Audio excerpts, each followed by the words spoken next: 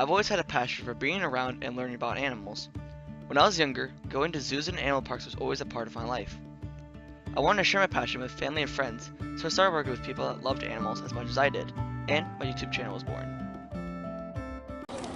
Welcome back to my animal education series. Today I'm here with Jane Ann at the Louisville Zoo. Hello. Hello.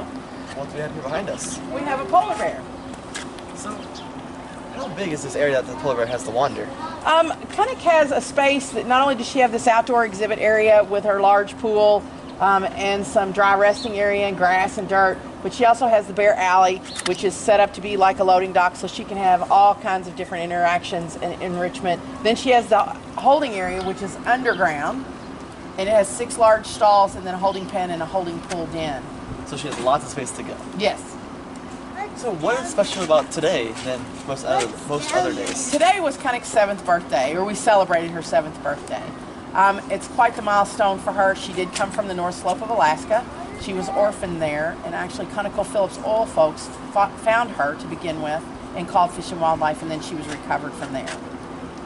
So how's the whole story between from Alaska to here? Were there any other zoos or organizations involved? There were quite a few other facilities through the AZA that were involved, and we were selected.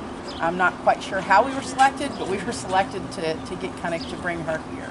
And I bet you are very happy with that because she seems to respond very well to you. Yes, I've spent a lot of time with Cunic and making sure that she is enriched and she's stimulated the way she should be, making sure she has everything that she needs, including playtime, rest time, all that good stuff.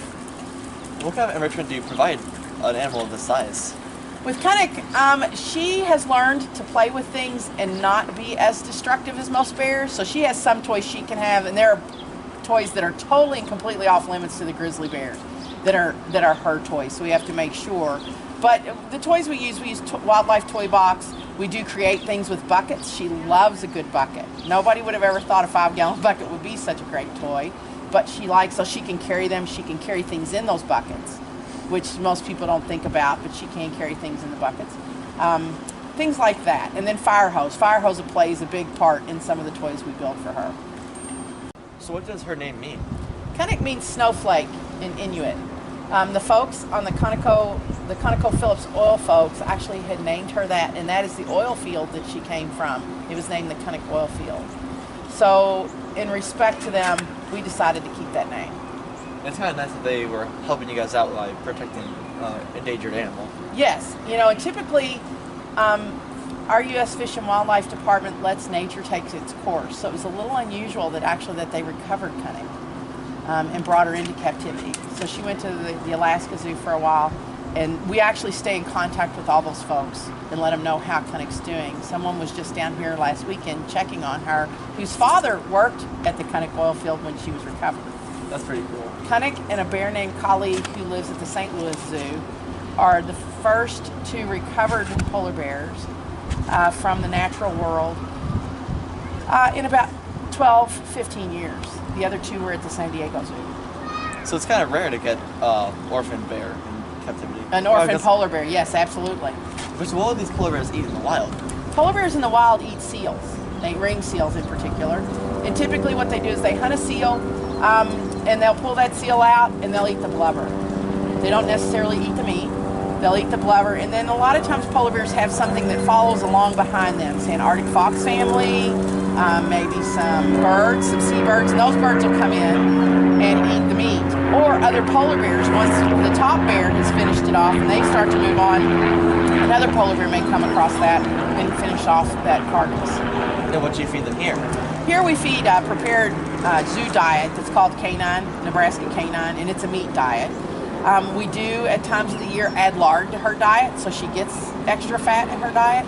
And we can offer her some other varied things. They will eat seaweed and kelp. She loves lettuce. For whatever reason, she loves lettuce, so she will get some lettuce in her diet. She also likes good things like rice checks. She likes popcorn. She likes peanut butter, like any... Who doesn't like popcorn? Right. Well, what any self-respecting bear would eat peanut butter and honey.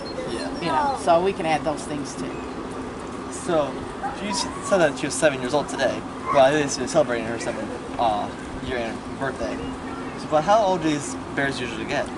Bears in a captive situation in a managed system can live to be in their mid-30s, sometimes their 40s. In the remnant wild, they probably are living to be between 15 and 20 because it's a whole different set of rules out there. And how big do they usually get? In a managed system, kind of an average size female, ranging somewhere between 400 and 700 pounds. And right now she's like at 504, 520, something like that, which is 20 pounds for a bear is not that big of a deal.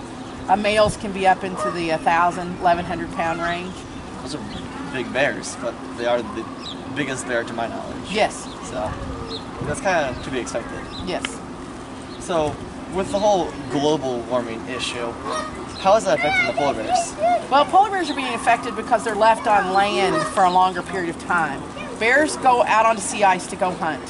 And when they can't get out on the sea ice, they can't hunt their normal prey, which is very calorie dense. So that helps them grow very big and large. When they can't do that and they have to hunt things that are less caloric, they're not going to grow as big. So the delay in getting out on the sea ice is a problem. With polar bears, the only bears that hibernate for polar bears are females that are going to have cubs. When they have those cubs, if they don't have a very heavy body condition, they have those cubs, typically only one cub is going to survive. There's always an overbear and an underbear in a litter of cubs. And twins used to be very common. Now it's being more and more rare where they are having singleton cubs. And we need more bears to help the population grow because they're endangered and they're becoming more and more endangered. Yes. There are 19 different families or groups of bears or recognized populations of polar bears. We know of the ones on this side of the Arctic Circle. There's not a lot of research on the Russian side because you can't get in there to do a lot of research. So all we know about polar bears is what's on this side. Pretty much. The 19 designated populations. Some are doing okay, some are not doing so well. The numbers are declining. What are some of your favorite things about polar bears, or this one is specifically? Well, some of my favorite things are their very hairy feet. Whereas you see a black bear or a grizzly bear, they have toe pads and they have a sole pad. Polar bears have toe pads, they have a metatarsal pad, and then they have a heel pad. But during this time of year, they look like they have on fuzzy house slippers, and that helps them not slide on ice. Their feet get really hairy.